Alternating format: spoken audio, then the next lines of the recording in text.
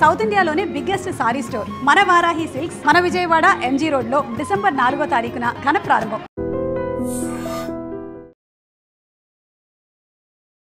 18 months తర్వాత ఇది clean chit అనేది జరిగింది. ఈ మధ్యలో చాలా స్ట్రగుల్స్ ఫేస్ చేశారు. ఒక న్యూస్ వేసేసారు, తర్వాత పాజిటివ్ వచ్చేసిందని కూడా వేసేసారు. తర్వాత నేను కాదని మొత్తుకుంటున్నా ప్రతి విషయాన్ని అవును అవును అవును అని చూపించడానికి ట్రై చేశారు. ఇదే నైల్ పాలిష్ పెట్టుకుని నేను బిర్యానీ చేస్తే దాన్ని కూడా బూత్ చేసేసి ఎప్పుడుదో పాత వీడియో ఇప్పుడు నేను ఇంట్లోనే ఉన్నానని నటిస్తూ పెట్టిందా అంటాడు. ఎవరో ఒక అమ్మాయి వైట్ డ్రెస్ వేసుకుంది, ఆ అమ్మాయిని చూపించేస్తున్నారు బయటకు వచ్చిన దాంట్లో హేమా హేమా హేమా హేమా అని చెప్పేసి. ఆ అమ్మాయిని నేను కాదు అంటే అడ్డంగా దొరికిపోయి బొక్కాయిస్తున్న హేమనేస్తారు. ఓన్లీ మీరు ఆ రేవుపట్టిలో ఉన్నారనే పాయింట్ గుర్తుంది కానీ ఇప్పుడు ఈ రోజు ఇది జరిగిందని తెలియదు. నెగిటివ్ న్యూస్ ని ఎట్లా అయితే వేశారో పాజిటివ్ కూడా అట్లాగే జనాల్లోకి తీసుకువెళ్తే వాళ్ళకి ఒక రెస్పెక్ట్ మిగులుతుంది. ఎనీ ఛానల్ అడుక్కునే వాళ్ళు రోడ్ల మీద అడుక్కునే వాళ్ళు 10,000 ఇచ్చి తీసుకుని వచ్చి కూర్చోపెట్టి హేమక్క గురించి మాట్లాడని చెప్పి మాట్లాడిచ్చారంట. అంటే వాళ్ళే కెమెరా ముందు మాట్లాడేసి నేను ఆ ఛానల్ వాళ్ళ గురించి ఆలోచిస్తున్నాను. వాళ్ళ క్యారెక్టర్స్ ఏంటి, వాళ్ళ అమ్మా నాన్న ఏంటి, వాడు పుట్టుకేంటి, సిగ్గుండక్కర్లా టీవీ వాడికి. భయమేస్తుంది. అందుకే ఈషాని నేను మీడియాకి కనపడకుండా దాచుకుంటున్నాను. ఒక రేపిస్ట్ కనపడకుండా దాచుకున్నామంటారు కదా, అలాగా మీడియాకి కనపడకుండా నా బిడ్డని దగ్గర దాచుకుంటున్నాను. 18 నెలలు కూడా మీడియా ముందుకు రాకపోవడం, ఓన్లీ కోర్టు అది ఇంకా తీర్పు ఏమి రాలేదు కాబట్టి ఇవ్వకూడదు కాబట్టి మీరు ఇంటర్వ్యూలు ఇవ్వలేదు, మీడియా ముందుకు రాలేదు. వన్స్ కోర్టుకి కేసు వచ్చేసిన తర్వాత ప్రాబ్లం లేదు, మాట్లాడొచ్చు.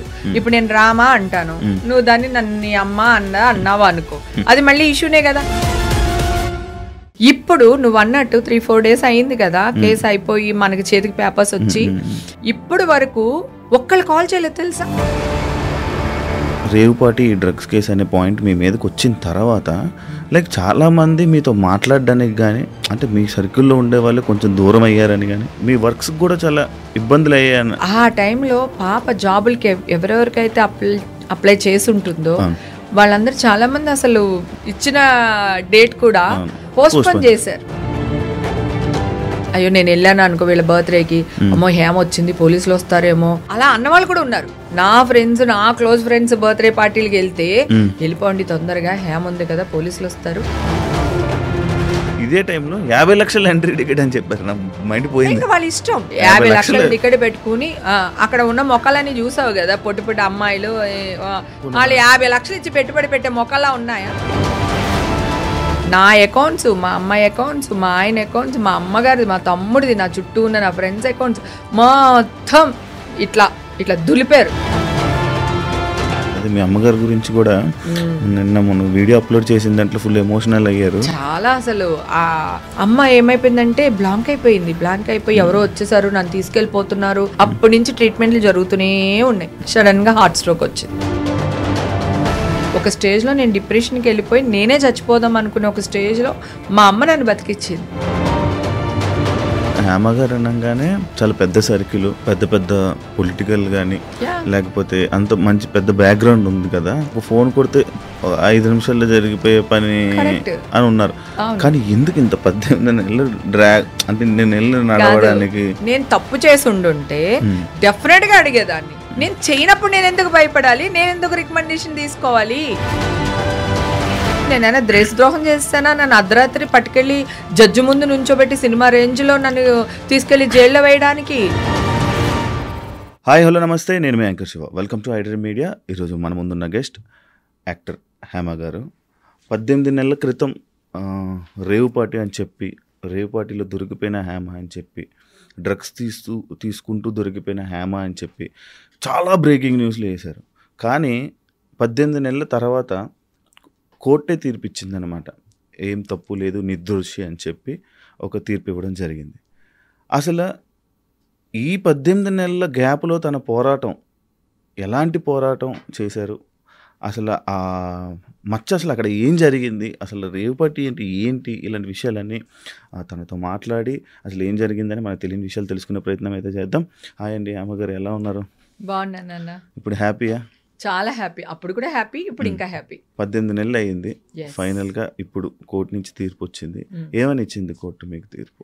ఇప్పుడు నా మీద ఏవైతే కేసులు పడ్డాయో అవన్నీ కొట్టేశారు. అంటే నేను డ్రగ్స్ తీసుకున్నాను అన్నారు, అది ప్రూవ్ అవ్వలేదు, అది కొట్టేశారు. తర్వాత మీడియాలో వీడియో పెట్టాము, మీడియా ఏదో అయ్యింది అని అన్నారు, దాన్ని కొట్టేశారు. క్లీన్ చిట్ ఇచ్చారు. క్లీన్ చిట్ ఇచ్చేసారు అన్నిటికి. ఇది వచ్చిన తర్వాత 18 months తర్వాత ఇది క్లీన్ చిట్ అనేది జరిగింది. ఈ మధ్యలో చాలా స్ట్రగుల్స్ ఫేస్ చేశారు. అది విన్న వెంటనే మీకు ఏమనిపించింది? మీ ఫీల్ ఏంటి? ఎవరు గుర్తొచ్చారు?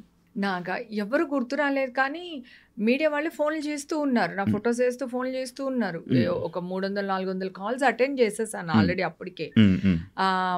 నాకు ఒకటే షాకింగ్ ఏంటంటే, నేను ఎక్కడ ఏ పార్టీకి వెళ్ళినా ఆల్ ఓవర్ వరల్డ్ లో ఎక్కడ పార్టీకి వెళ్ళినా 12-12:30కి నేను నా రూమ్ అవుట్, ఎక్కడికైనా వేరే వెళ్తే రూమ్ కి వెళ్ళిపోతాను. లేదా ఇప్పుడు మన హైదరాబాద్ లో ఏదైనా పార్టీస్ జరిగితే గనక నేను ఇంటికి వచ్చేస్తాను. నాకు ఆఫ్టర్ పార్టీలకి వెళ్ళడం లేకపోతే 2-3 వరకు పార్టీస్ చేయడం నాకు అలవాట్లేదు. సో అదే విధంగా ఆ రోజు కూడా అదే జరిగింది. సో నేను పార్టీకి వెళ్ళాను, 18th వెళ్ళాను, 19th పార్టీ చేశాను, పార్టీ నుంచి నేను వచ్చాను, అది అయిపోయింది. తర్వాత న్యూస్ల మీద న్యూస్లు వస్తున్నాయి, ఫోన్లు చేస్తూ ఉన్నారు. సరే చేస్తున్నారు కదా అని చెప్పి నేను అక్కడ లేనండి, నేను హైదరాబాద్ లోనే ఉన్నాను, నేను ఒక ఫామ్ హౌస్ లో చిల్ అవుతున్నానని ఒక వీడియో పోస్ట్ చేశారు. నేను ఆ వీడియో పోస్ట్ చేసినప్పుడు ఒక చిన్న పొరపాటు ఏం చేశానంటే, నేను ఆ పార్టీకి వెళ్ళాను కానీ వచ్చేసాను అని నేను చెప్పుండాల్సింది. అట్లా కాకుండా నేను వచ్చేసాను అంటే నాకు సంబంధం లేదు, వెళ్ళాను వచ్చేసాను, ఆ పార్టీకి నాకు ఇంకా సంబంధం లేదు కదా. నా టెన్షన్ ఎలా ఉంటది, అది డ్రగ్స్ రేవ్ పార్టీ ఇవన్నీ అనేసరికి నాకు ఒక భయం ఉంటది కదా. సో దాంతో నేనేంటంటే నేను ఇక్కడే ఉన్నాను అని చెప్పేసి నేను ఒక న్యూస్ ఇవ్వడం జరిగింది. దాన్ని వీళ్ళు చిలవర పరవలు చేసేసి ఏదో చేస్తారు, దెబ్బకి భయం వేసి మళ్ళీ మా ఇంట్లో బిర్యానీ చేస్తూ కిచెన్ లో ఇన్స్టాగ్రామ్ లైవ్ లో అబద్ధం చెప్పడానికి లేదు. అంటే ఇప్పుడు ఆల్రెడీ ఒకటి చెప్పాను, అది అబద్ధం అని వేసేస్తున్నారు. సరే అట్లీస్ట్ మా ఇంట్లోంచి నేనేస్తే అట్లీస్ట్ ఇది హైదరాబాద్ లోనే ఉందిరా బాబు అని అనుకుంటారు కదా. అందుకని నేను ఇమ్మీడియట్ గా మా ఇంట్లోంచి ఇదే నైల్ పాలిష్ పెట్టుకుని నేను బిర్యానీ చేస్తే దాన్ని కూడా బూత్ చేసేసి ఎప్పుడుతో పాత వీడియో ఇప్పుడు నేను ఇంట్లోనే ఉన్నానని నటిస్తూ పెట్టిందా అంటాడు. అసలు మీకు ఈ వీడియో సలహా ఎవరు ఇచ్చారండి? సలహా ఎవ్వరు ఇవ్వలేదు, అందరూ ఫోన్లు చేస్తున్నారు, నేను ఇక్కడే ఉన్నాను నాకు సంబంధం లేదని చెప్తూ వచ్చాను, ఎవ్వరు వినట్లేదు. సరే ఒక వీడియో పోస్ట్ చేస్తే ఒక గొడవ వదిలిపోతుంది కదా అనే మైండ్ సెట్ తోనే చేశాను నేను. కానీ అంటే ఆ రేవ్ పార్టీలో మీరు వెళ్ళింది సాటర్డే అని విన్నాను, అంటే సండే పార్టీకి మీరు అటెండ్ అవ్వలేదని విన్నాను, అది ఎంతవరకు వాస్తవం? లేదు సండే పార్టీ కూడా నేను అటెండ్ అయ్యాను. సండే పార్టీకి అటెండ్ అయ్యాను, కానీ నేను ఆ బర్త్డే పార్టీలో కేక్ అది కట్ చేసేసిన తర్వాత నేను బయటకు వచ్చేసాను. మీరు బయటకు వచ్చారు, కానీ ఆ పోలీసులు తీసుకెళ్తున్న విజువల్స్ లో మీరు లేరు. అదే చెప్పాను, నేను ఏం డ్రెస్ వేసుకున్నాను చెప్పు, నీకు గుర్తుందా? అసలు డ్రెస్ గుర్తులేదు ఇన్ని మంత్స్ అది కదా. నాకు ఓ ఫోటో ఉంటే కనుక, లేకపోతే డ్రెస్ ఫోటో కూడా నీకు పెడతాను, అది కావాలంటే దీంట్లో యాడ్ చేసి వెయ్యి. నేను బ్లాక్ డ్రెస్ వేసుకున్నాను, పింక్ ఫ్లవర్స్ ఉంటాయి, పింక్ ఆరెంజ్ ఫ్లవర్స్. నేను అసలు ఈవేళ ఆ డ్రెస్ వేసుకొద్దాం అనుకున్నా, ఓకేనా. పైన ఓన్లీ వైట్ షర్ట్ వేసుకున్నా, దట్ స్లీవ్లెస్. నా పర్సనల్ది నేను చూపించాలనుకోలేదు, సో జస్ట్ నేను షర్ట్ వేసుకున్నా. షర్ట్ వేసుకుని మొత్తం black and black, full black and black. ఎవరో ఒక అమ్మాయి వైట్ డ్రెస్ వేసుకుంది, ఆ అమ్మాయిని చూపించేస్తున్నారు బయటకు వచ్చిన దాంట్లో, హేమా అని చెప్పేసి.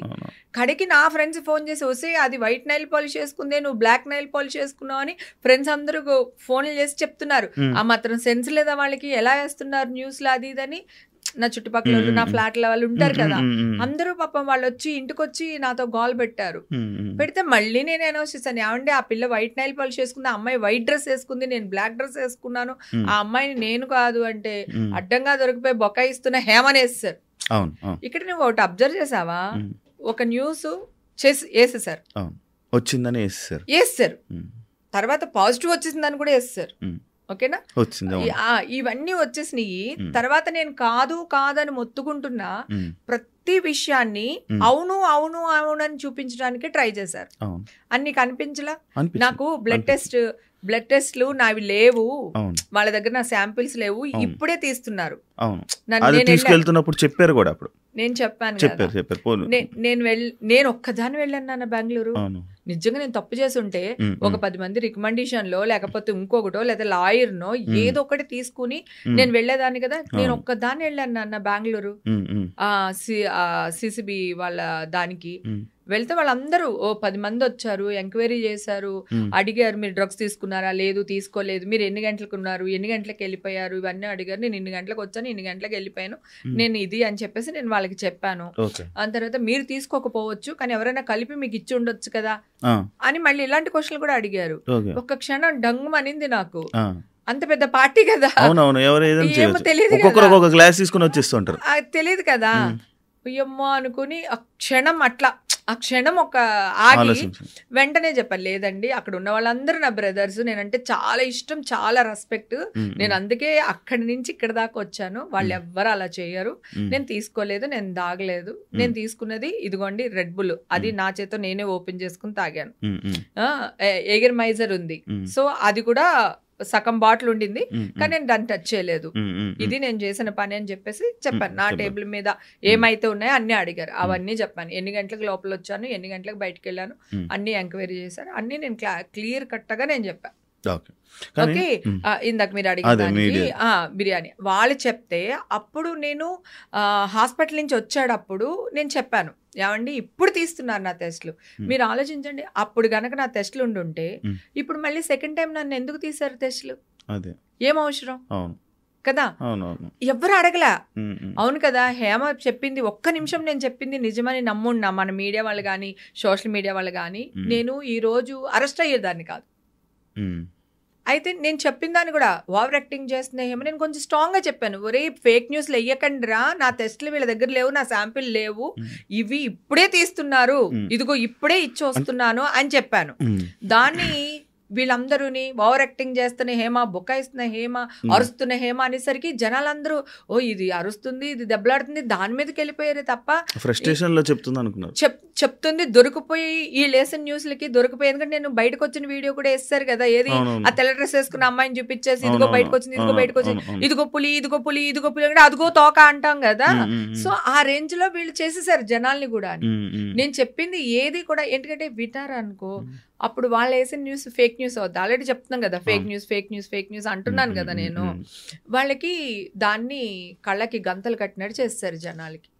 అంటే చాలా విషయాలు, ఇది ఒక విషయం అనే కాదు, చాలా మంది యాక్టర్ల మీద ఏదైనా నెగిటివ్ వచ్చినప్పుడు చాలా న్యూస్ అనేది పెద్ద స్ప్రెడ్ అవుతుంటుంది.